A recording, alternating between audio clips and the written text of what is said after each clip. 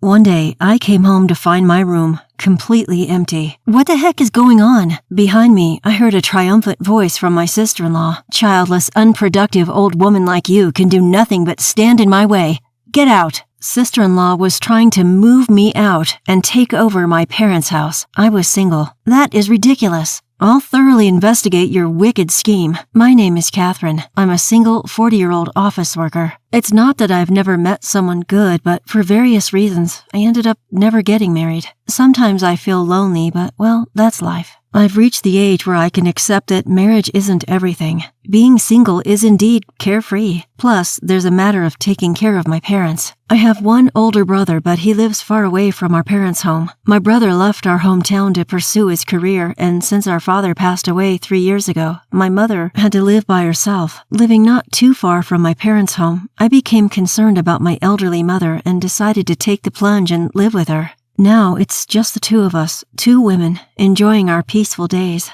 However, my mother, whose mind is still sharp, broke her leg a year ago and has become disabled. She has difficulty walking with a cane, and she mostly moves around by car or wheelchair. She's somewhat disabled in the house as well, and has become in need of care. Because I am single and able to live with her, she has been taken care of. If I were married and living elsewhere or living far away, it would have been quite difficult, so I guess it's been all right that I'm still single. Yeah. That said, while I'm content with my life, there's someone who's not happy about it. My sister-in-law. My brother married a woman who is much younger than him. So even though she is a sister-in-law, she is younger than me in her early 30s. A young sister-in-law. My brother's family lives far away, but they come home for the holidays like Christmas and summer vacation. However, for some reason, every time they visit, the sister-in-law is harsh towards me. This past Christmas, when my brother's family came to visit us, the sister-in-law came over and whispered in my ear, "Catherine, still mooching off your parents, I see." What? No, I'm not exactly mooching off them. Living at your parents' home at 40 years old and being single, if that's not a parasite, I don't know what is. Is that so? Yes, I'm raising 3 children, you know. Do you get what I mean? What do you mean? The population of our state is decreasing, isn't it? Our family is contributing to the population increase. Singles like you are truly harmful. Harmful? Do you enjoy decreasing the population? Is there any point in being born if you're going to be single for life? She goes that far. At least have a child or something. What she said struck a chord within me.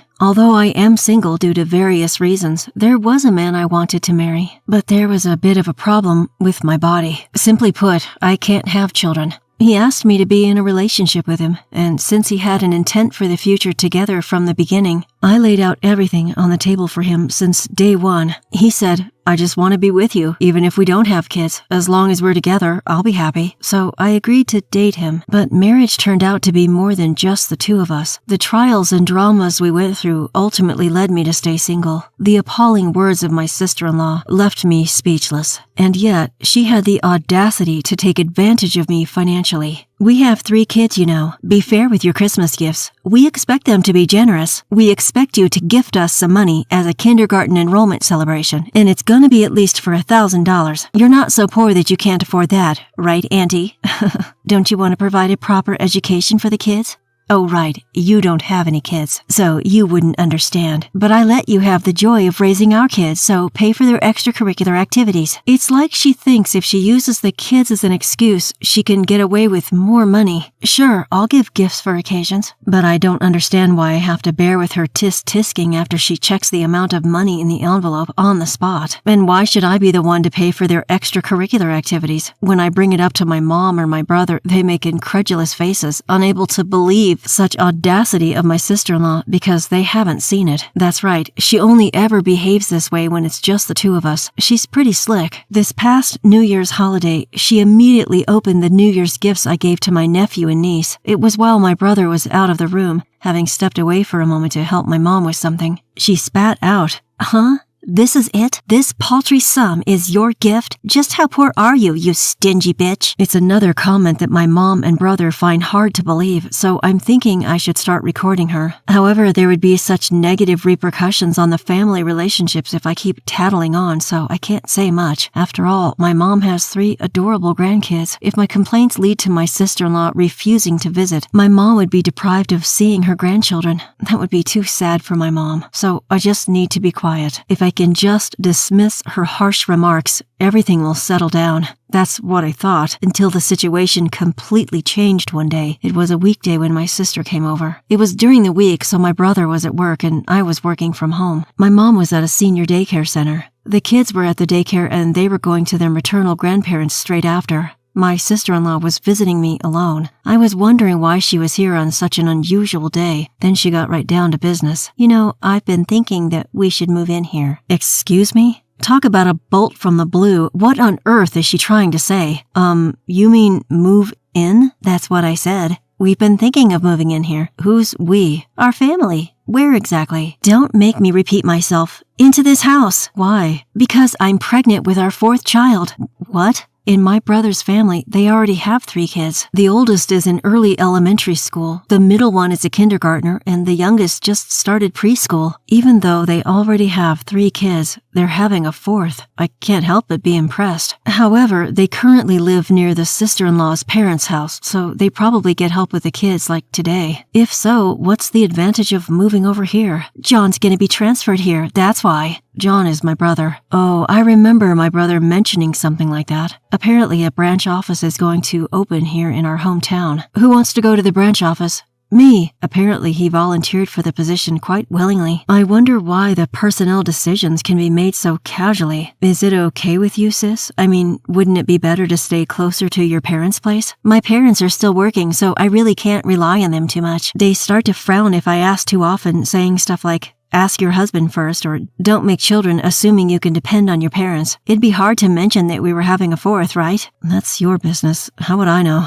I can understand her parents' perspective. According to my brother, when he comes home from work, he does the cleaning, the laundry, and even prepares dinner. My sister-in-law confirmed that that is true. Even though he must be tired from work, my brother has always been very considerate of his wife and has helped as much as possible. It could be because of this that my brother seemed tired whenever I saw him from time to time. Still, isn't having another child a bit too reckless? Yet, life is a gift. It's a happy event, and I have no intention of saying, why not just stop having kids? But why are they planning on moving in with us? I must have looked puzzled, my sister-in-law continued. It's a hassle to deal with my parents, and where we live now is just too remote from everything and too inconvenient. So instead of letting John live and work by himself here, we thought it would be nice for all of us to move in. Well, there are a lot of daycares for kids here, right? So, Catherine, could you please move out soon? Excuse me? Once again, I'm taken aback. What the heck is my sister-in-law saying, for God's sake? As far as moving in, let's discuss that with my mother and brother, but why should I be the one to move out?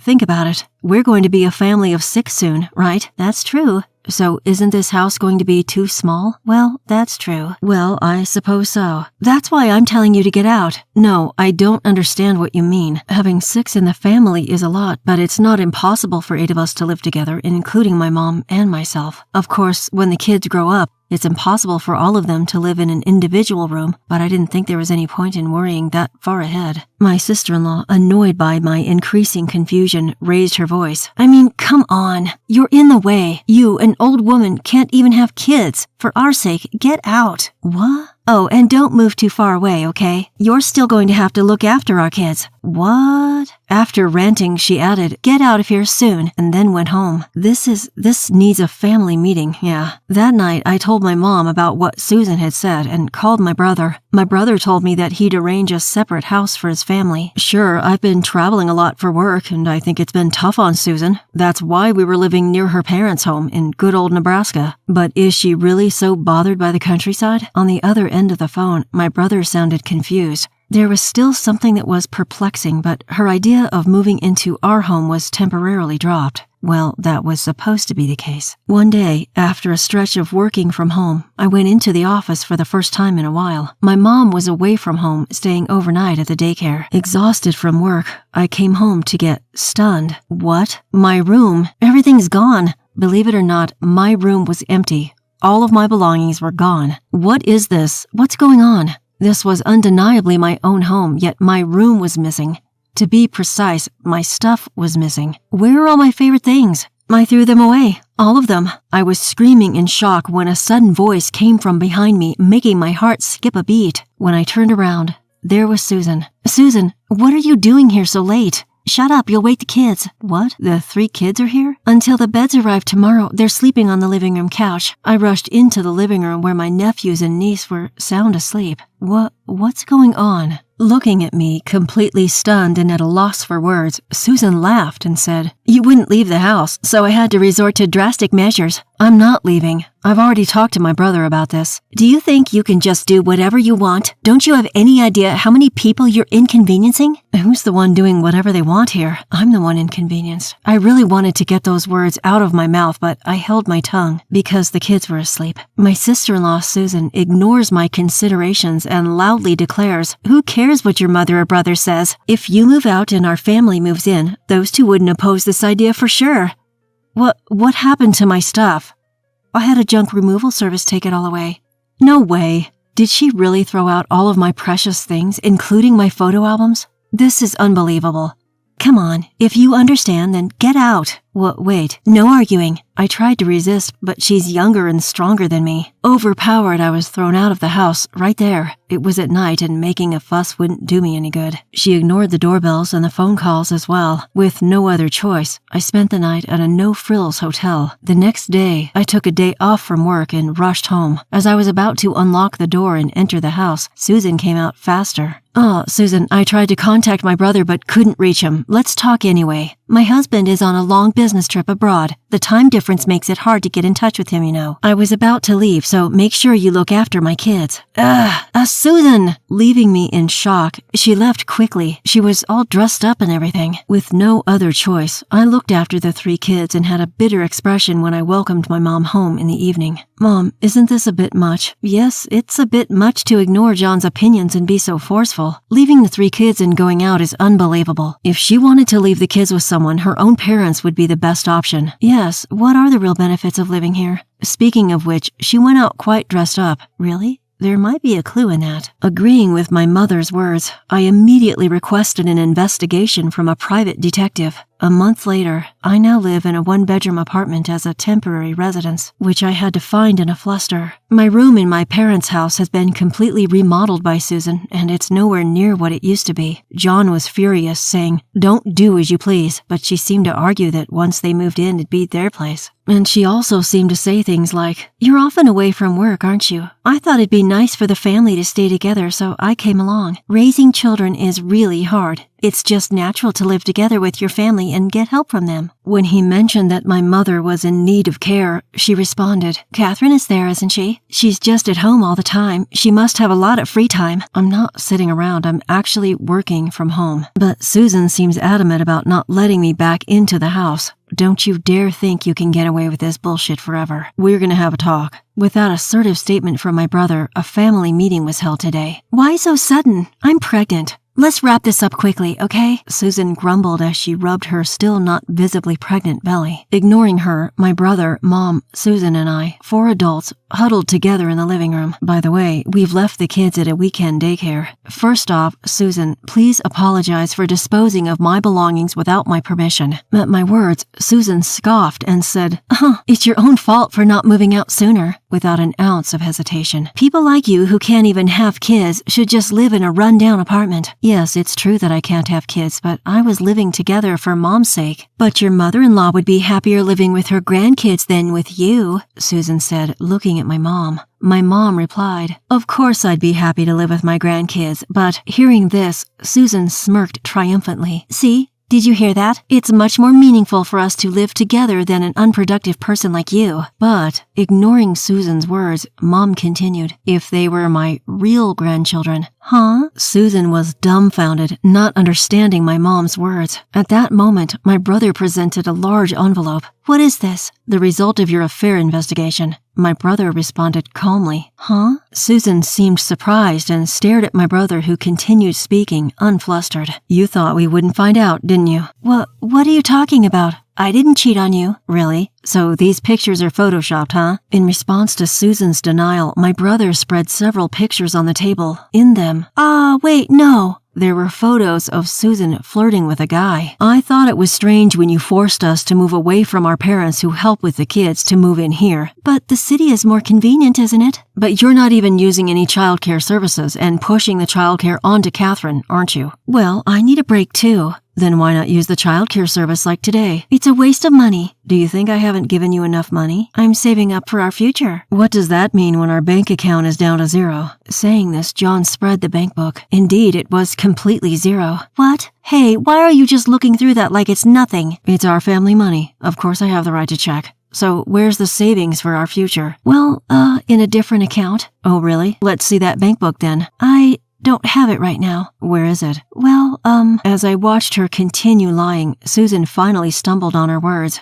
Although it wasn't particularly hot, sweat trickled down her forehead. Maybe in the attic? At that moment, John smacked the table hard. Enough with the lies. Can you still make excuses in front of this picture? Oh, sorry. It was just a momentary lapse of judgment. You've been having an affair with this man for a while. Ever since we got married, right? The guy told me. What? No, why did you talk to him? He's got a family too. He told me everything under the condition that I wouldn't tell his wife. What? He betrayed me. The one who betrayed us is you. Susan seemed flustered in front of John's angry face, but eventually she seemed to regain her composure and the sweat had stopped. Then she said, well, I do regret the affair. I won't do it again.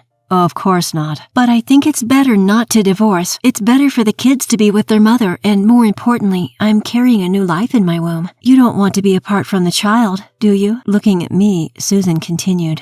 You can't expect grandchildren from a childless daughter, and if I take the kids and leave after the divorce, you'll never see your grandkids again. Is that what you want, mother-in-law? Then she turned towards my mother. Seeing our silence, Susan laughed triumphantly. See? Isn't a barren old woman just a nuisance? It's natural that she should leave. Susan stomped around, huffing and puffing. But then, something unexpected happened. Mother quietly said, well, you who are totally unproductive to me should also leave with your child. Huh? As she started to smile, puzzled by what she heard, John presented a document to her. What's this? Huh? DNA test results? Negative? What is this? It's the result of a DNA test between me and the kids. When did you? That ain't none of your business. Anyway, the results are as they are. All three, they aren't my kids. And here are the results with your affair partner. Confirmation, meaning they are indeed your kids.